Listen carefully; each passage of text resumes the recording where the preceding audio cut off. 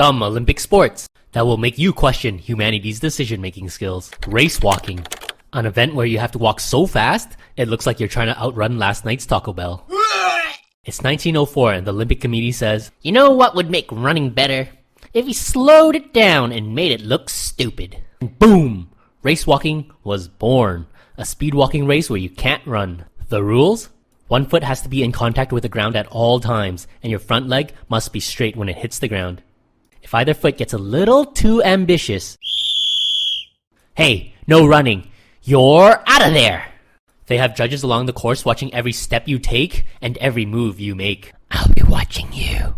It results in this absolutely bizarre hip-swaying motion that's just begging for a chiropractor. Don't be fooled though. Athletes, they train for years to physically master the technique and years mentally to endure its ridiculousness. Just imagine stopping your body from what it naturally wants to do. It's almost impossible. Kinda like your mama refusing that chocolate bar, but hey, at least racewalking can be done. But I mean, if you can make it through 50 kilometers of speed walking without snapping and breaking into a sprint, maybe you deserve that medal after all.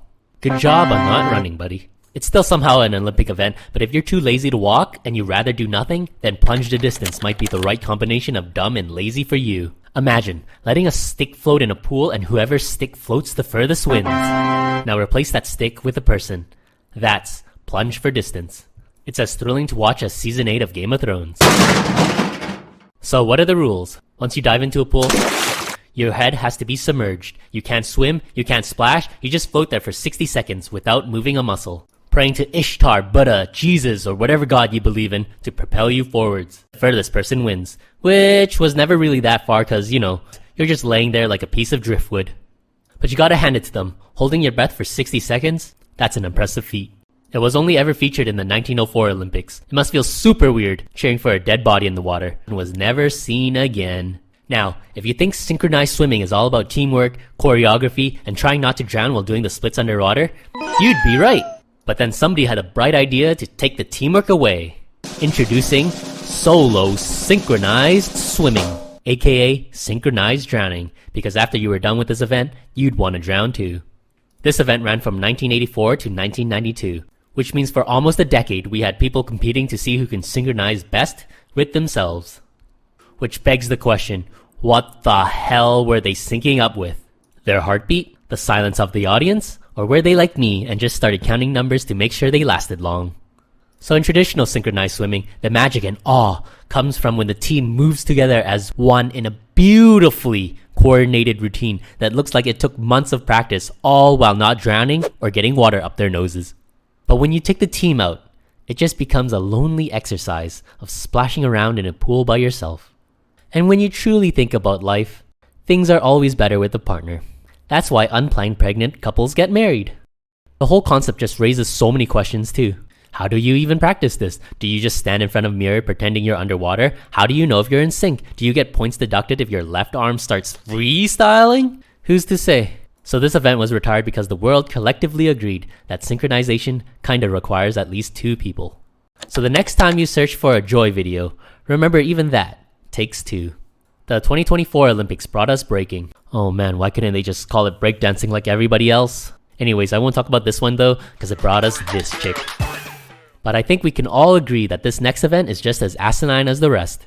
Dressage is a stupid Olympic event. Dressage is essentially horse ballet for people with too much time and money on their hands.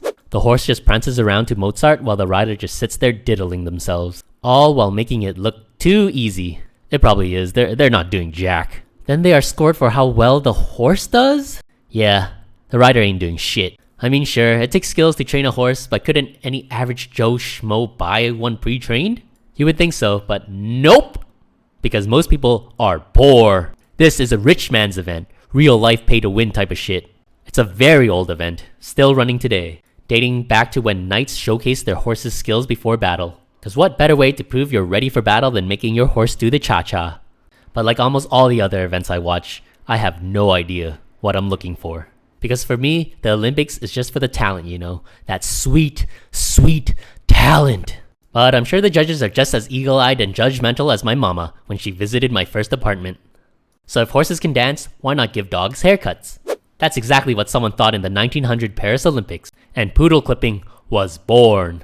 The athletes had 2 hours to groom as many little poodles as possible, being judged on speed, style, and flair. And out of 128 competitors, the winner, Avril Lavoule, won, clipping 17 little doggos. Now, if it wasn't obvious enough, Avril Lavoule didn't exist. This was an April Fool's joke, but it wasn't entirely fake. You see, the Olympic Committee was actually going to add this event. They spent 5 whole months organizing it and hosting competitions leading up to the Olympics. But it was clipped from the roster and the joke was on the participants.